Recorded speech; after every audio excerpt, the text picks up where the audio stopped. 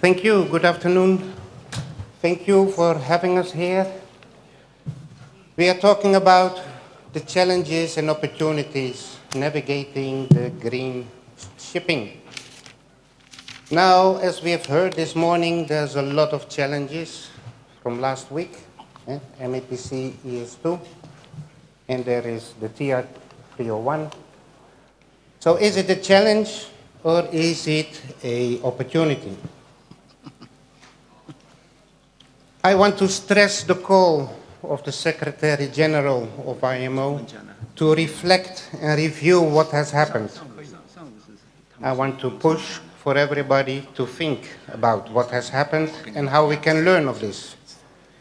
Now, this weekend I tried to make my lessons learned from MAPC ES2. And I took a technique from a Dutch Institute of Brilliant Failures. Just look it up on Google. Institute of Brilliant Failures. What can we learn? How can I make my lessons learned? They work according archetypes, and a few of these archetypes made me to make the following conclusions. The GFI cost is more than only alternative fuels. As we've heard already this morning, it is about energy-saving devices. It's about getting there with more than only the things. For this, we need to have the life cycle analysis. And the life cycle analysis, as you see, is also a very big point for the next lessons learned. How can we influence the outcome for the fuels which we have already chosen? We have a lot of early adapters. We've got already a lot of thoughts for new fuels. How can we do that? LCA, life cycle analysis, is the beginning. Where do we get our feedstock from, the feedstock from our fuels? How do we get our fuels? And how do we get it on board? Very important. And then, of course, the timing. Why did we talk about money when there was the trade wars going on? Why did we talk about money if there's an economic recession, when we have the shipping cycles and all of this? Good. We have a solution. We are going to create this as an opportunity. For this, we have an energy strategy. An energy strategy is making the right investment in the right equipment at the right time with the right return of investment. Because as owners, we must not only follow the GFI, we also have to comply with the EEDI and the CII, the technical measures, the operational measures, and the money matters. So we do that, and what we want is a timeline when to invest and what do we have to invest in. First of all, we're going to have a look on the impact on what the GFI is doing. The second reason is how can we reduce our emissions? And that can be with a different fuel, but it can also be with carbon capture, as we've heard a lot this morning.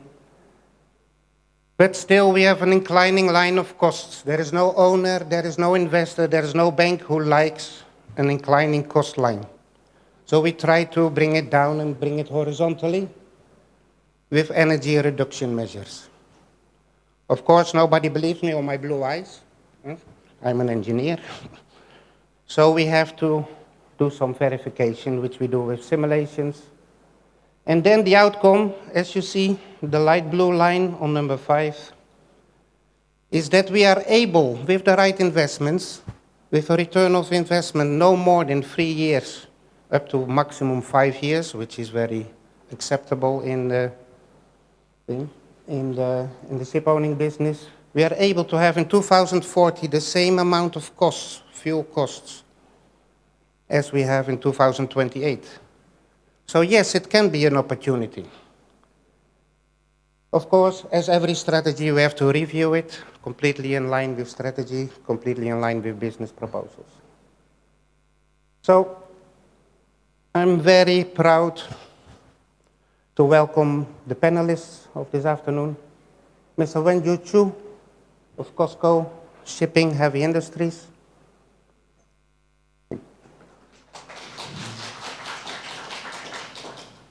Mr. Sheng from Maersk, China.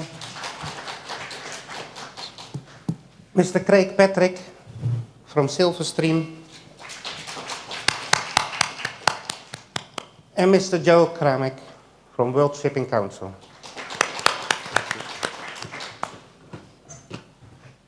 Maybe better I stay here. Thank you very much. I'm very proud.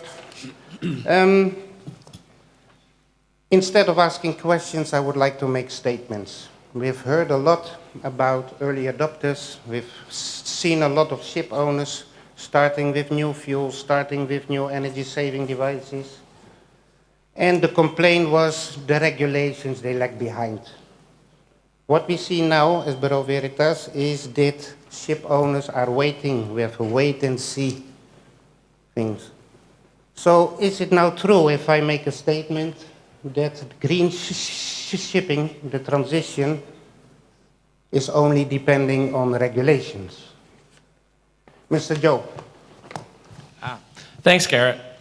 And thanks everyone for inviting the World Shipping Council. It's a real honor to be here with you in Shanghai and with this esteemed panel.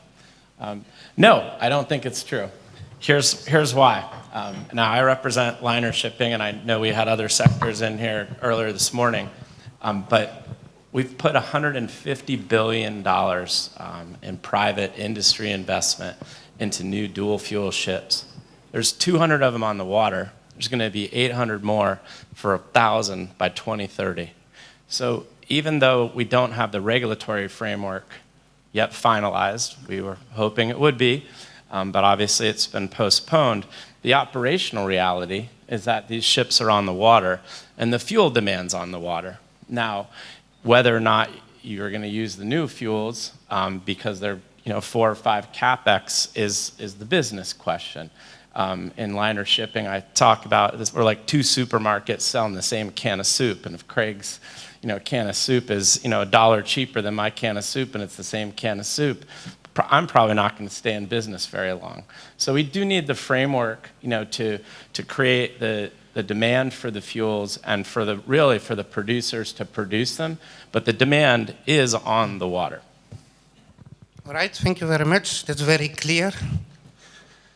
Mr. Jason, do you have a comment on this? You agree?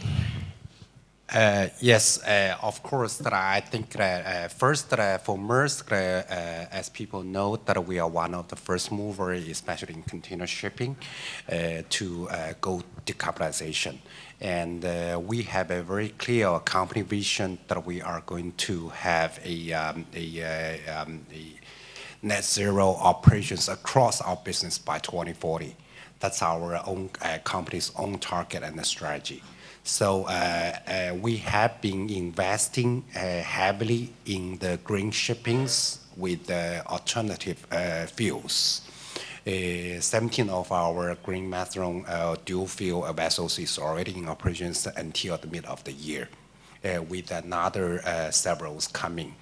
And we have been working also closely with their suppliers on securing their agreements, the uptake agreements for the green shipping and manufacturing. So for us, this is definitely something that is not, it's something that the industry we will finally need to go to. And of course, at the end of the day, it's not any single party in this industry can work at the ultimate goal. It's actually the regulatory parties, shipping lines, manufacturers, customers, everyone in this chain actually have to work very closely together to finally reach the final goal. Good, good. Yeah, so the final goal is to be net zero in 2050.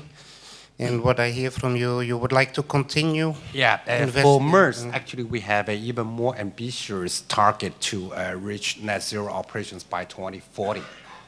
So that is even better than IMO and everybody together. All right, Mr. Chu, what's your opinion? As you mentioned, it's best to make a statement rather than question. So As a builder, we are always committed to build the qualified green vessels to our customer. If we retrospect to the year of 2016, we are the first builder to deliver the world's first dual-fuel LNG PCTC in next, a subsidiary country, shipyard belong to Cosco Heavy Industrial. Unfortunately, this vessel is not classified the classification society you worked. But it's not only exciting one. Besides, I think it's technologically it's great challenge. Not only exciting, sometimes maybe a little bit of pain. When we need a valve, it's always cannot be reached shipyard within time, even by take an air ticket.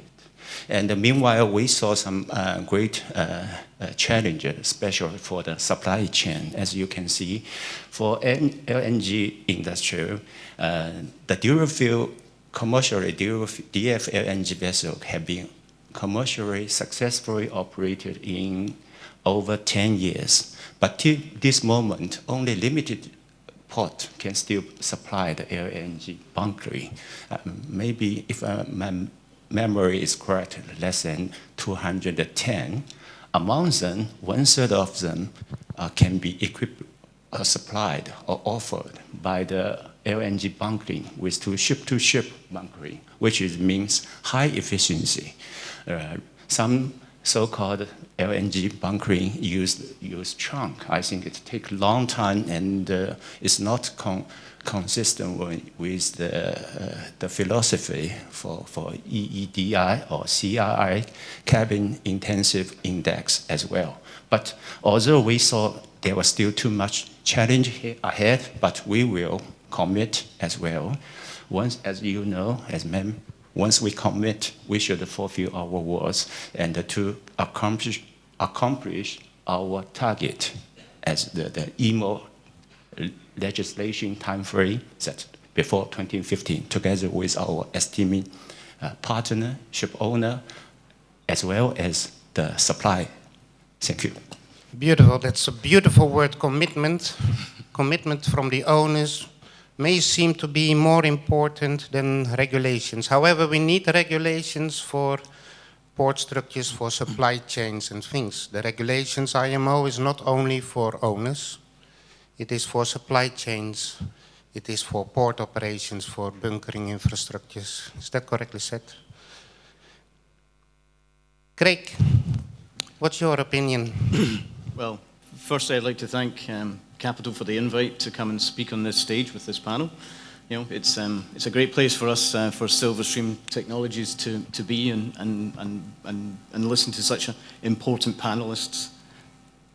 You know, I think your statement, Gerrit, round about whether you know, innovation is also driven by compliance to regulation as well. You know, we've seen lots of owners, especially in the liner market, moving for energy-saving technology like Silverstream, where they've adopted their lubrication technology for many of their new ships in order to try and lead the market in order to try and save fuel and to save CO2. For us within Silverstream, that's seen us, you know, grow significantly over the last 3 to 4 years, especially here in China, which has meant, you know, we're now supplying many of the shipyards here. But many of our customers and owners are very much, you know, the first movers in the top tier. It's how we get to fast followers, I think, is the most important thing in order to meet compliance. You know, many ship owners don't own as many ships as Maersk. And it's how we can move our technology and the savings our technology brings to smaller owners. And that's where your point around about commitment and trust and verified savings is important. And I think it's those together that they help drive, you know, compliance to maybe future regulations, whatever they may be in the coming years. Yeah, so if I can conclude, your own strategy is equally important as regulations. So that's beautiful. Good. I would like to go to my next statement, and that is, as an early adopter, we have challenges, yes, but we have more opportunities. And why is that coming from? Because the new regulations, new fuels, new things, new missions, new vision, new business ideas, new investment ideas is creating new markets, for instance, is creating new businesses, is creating a world where we have to think to be efficient and to be cost effective. So Greg, again for you, as being a leading first adopter, delivery, supply chain, what's your opinion? Opportunities? Absolutely. You know, when Silverstream started our journey maybe 5 years ago, you know, I call it the value of the 1%. You know, the value of 1% net savings was extremely small. You know, we're delivering somewhere between 4, 5, 6, 7% net savings. And now in 2025, you know, the value of the savings that we deliver are now much more important. And we get towards ROIs, like your previous slide shows, that makes it possible for many ship owners to invest in our technology. But again, it comes with challenges as well. You know, many of the projects and many of the important projects that we try and take part in is we have challenges round about who pays for the technology. You know, the ship owner wants to make his ship more efficient, but the savings are seen by the charterer. So the split incentive between charterer and owner sometimes can affect further investment in energy-saving technologies. You know, and we've seen that in a number of important projects. But we've seen also some owners, you know, cut through this and look at how they can then jointly fund and jointly finance upgrades to their vessels. And we've seen that specifically in terms of LNG carriers meeting new regulations. But as we move towards the rest of the market, it's a much more of a challenge, I think, is how we can move from those sort of, as I said, first adopters to fast followers. Yeah. So it's all about discussions with charterers. It's discussion about who is going to pay for all of this. Mr. Joe, what's your reaction on the statement? As an early adopter, we have more opportunities than challenges. I think you do. One thing we know about capital is it likes opportunity because the opportunity presents risk that you can profit from, but it also likes a reasonable amount of security. So otherwise, no one wants to throw money away. They want to look to make a good bet. And so, you know, as I said, you know, our industry that I represent has made the bet, and the ships are on the water. So there's a tremendous opportunity out there right now, albeit with some risk. But to put the logistics in place for fuel distribution, to put the bunkering in place, and to manufacture the fuels, it doesn't come without risk. But there's a tremendous opportunity that presents itself for those who are either early adopters or, as Craig said, fast followers. Yeah. And this is experimenting, a lot of experimenting, as we see in the industry. Well, a lot of pilot projects, but also a lot of research and knowledge and the data collection. Yeah, and maybe I'd defer to my colleague from Maersk on that, because he might have a better answer than me. Yeah, Jason? Yeah, I think that as we know that when you are moving to like a low emission fuels transition, and then there are a lot of challenge, of course, that it's never easy to enter into new areas, but we do see a lot of opportunities from our experience. Maersk, as I just mentioned, that we already have 17 vessels in operations, and then we have total 45 actually our new build vessels for this low emission alternative fuels. And also that use green methanol as example, that we are also enabling the industry to because we are trying to secure some uptake agreements. So we are enabling the industry's manufacturers that as you probably already heard, that we are now getting, we are receiving the green methanols from European Energy, and we also have uptake agreements with Goldwing and Longyi, and a lot of potential suppliers are also in discussion. So there are, you can see this is a very booming new industries that we are actually moving into and growing together with all these the industry leaders. Another sector that we, in our experience in this area, is that we are also working very closely with the ports globally, because for any new energies, we need to prepare for the bunkerings. So it's a lot of opportunities, dialogues going on, and then with all these suppliers globally. So it is of course, that at the end of the day, it's also in the first statement, as I mentioned, it's not only one single party who can finally achieve this ultimate goal. Customers buy-in, and it's also super important for this. It's also very exciting to see that 80% of our top 100 customers are also actually they are committed. So it is really exciting and encouraging to see that they will grow together or go together with us. Well, this is, I think, a very important message. Decarbonization is not only for us as owners. Decarbonization is also important for our customers, for our carters. Yeah. Remember, as ship owners, as the fleet, we are scope-free for our suppliers. We are scope-free for our customers. It means we have to have the lowest footprint to obtain the highest freight rates, highest charter rates. So, therefore, going back to regulations, it's all coming to our own mission and vision. It's coming all to our own strategy. Mr. Xu, yeah. More opportunities, more market share? Yeah. I think first mover always a beautiful word and with a lot of opportunity. But as we are working for shipping industrial and shipbuilding industry as well.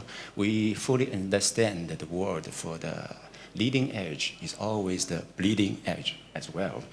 And we had to see a lot of challenge, actually, especially, for example, which shipping company who made the first mover for containerization. I think in this room there's a limited people can recall. As well, we cannot identify who is the pioneer, whether he is still alive in shipping market, who you adopted the kite as an energy saving device.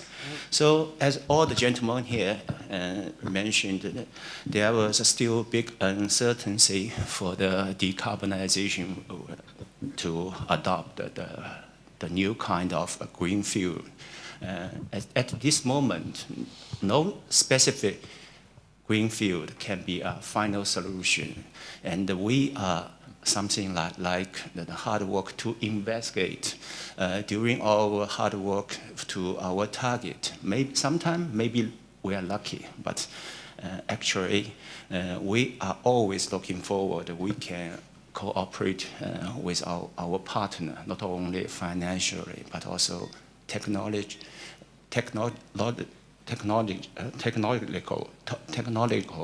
and also we like to, as a shipbuilder, we truly cherish the trust from our customer, ship owner, because nobody can guarantee whether we adopt certain kind of technology. It can be a life everlasting and without challenge. That means the technology or the green fuel we adopt should, first of all, should be continuously sustainable as well. Thank you. Beautiful, beautiful. That's a beautiful word again. You make many beautiful words: commitment, sustainability. Sustainable, that is important for the fuels. That's important for energy-saving devices. Now, what is sustainable? That is, of course, if we earn money for a long time. Second of all, if we help the planet to stay alive. Third of all, to keep the people from our planet alive and in a good state. So sustainability is a very big part of being a mission and vision, being into the own way of going forward into green shipping. Good, so we started this afternoon with an energy strategy.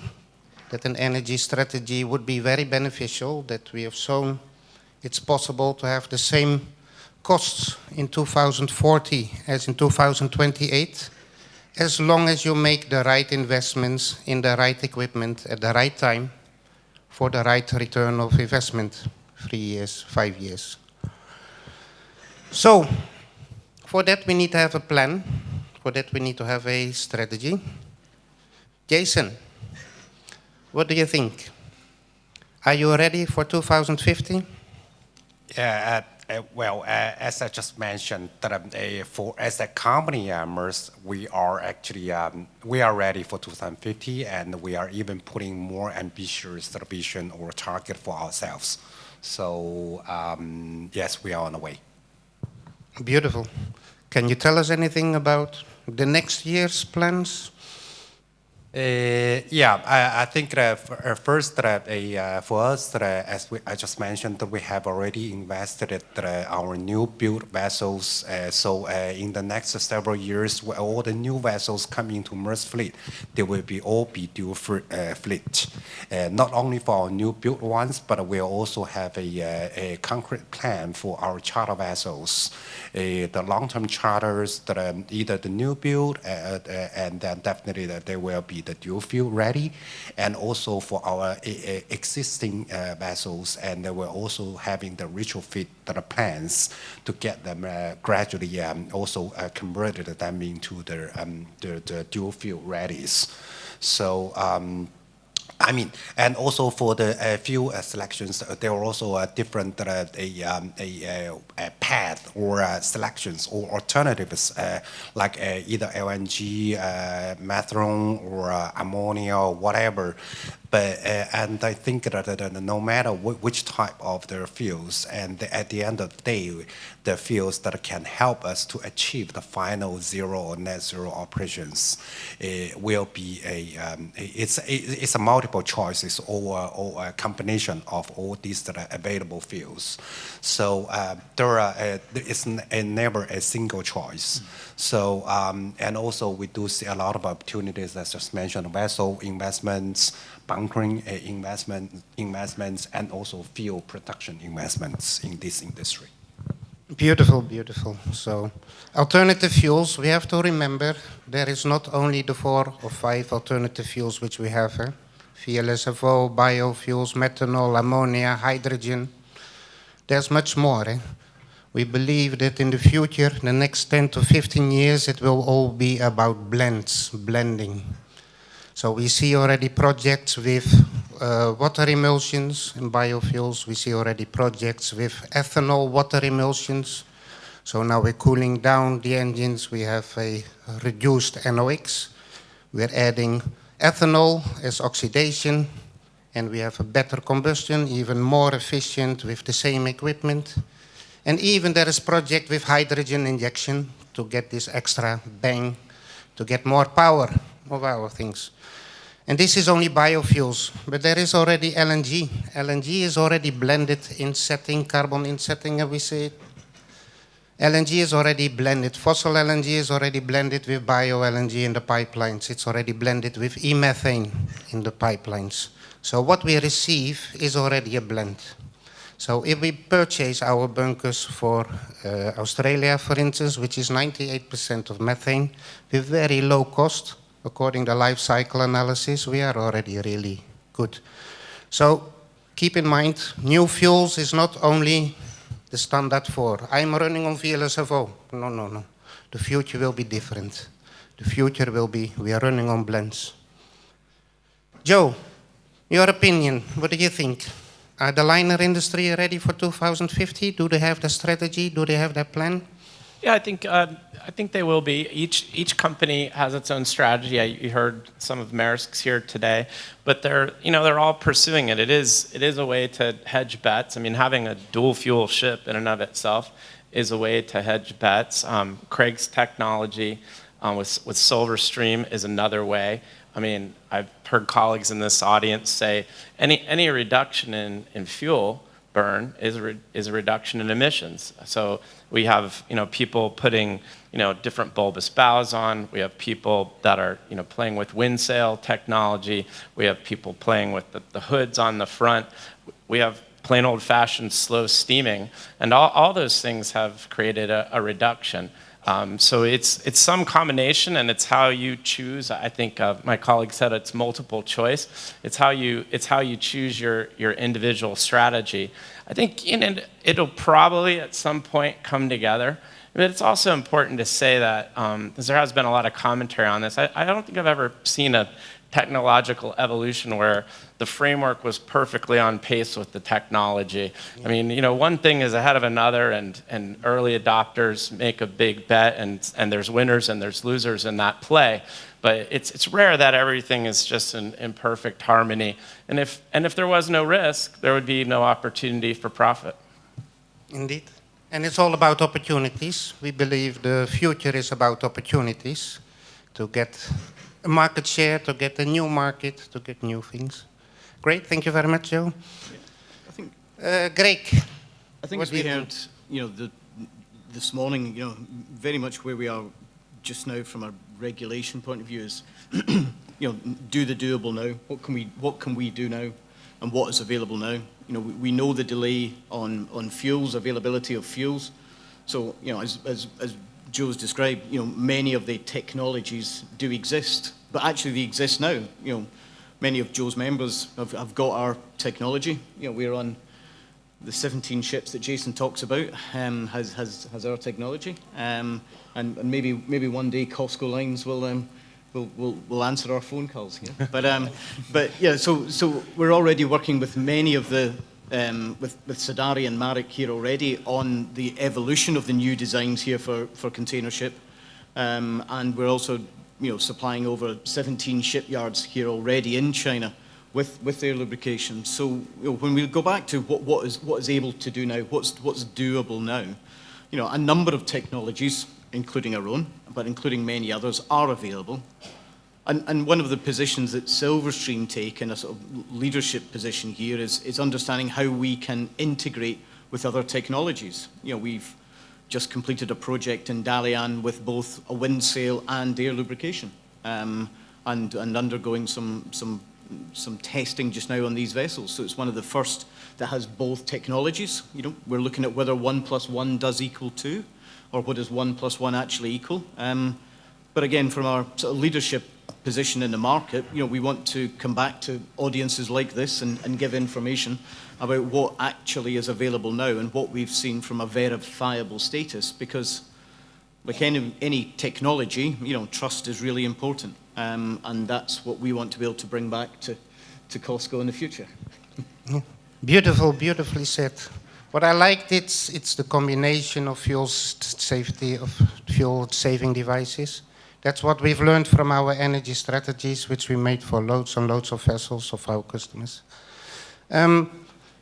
One energy saving device can help the other energy saving device. It also can counteract. Yeah?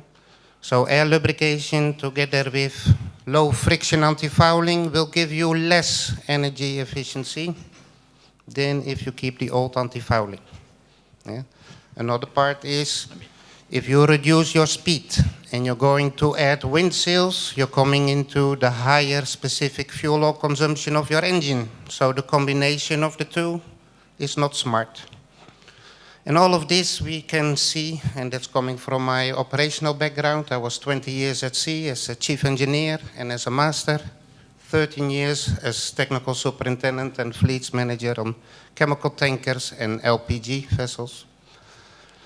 From that experience, we can see that certain actions work and certain actions don't work, especially when you make combinations. And the future, as we see, is about different blends, different fuels. The future is about all different energy-saving devices. Mr. Xu, are you ready for 2050? As a shipyard, our target is not only for 2015. We should like to be a shipyard that can be an everlasting shipyard. So we should consider also a little bit far, maybe beyond the horizontal.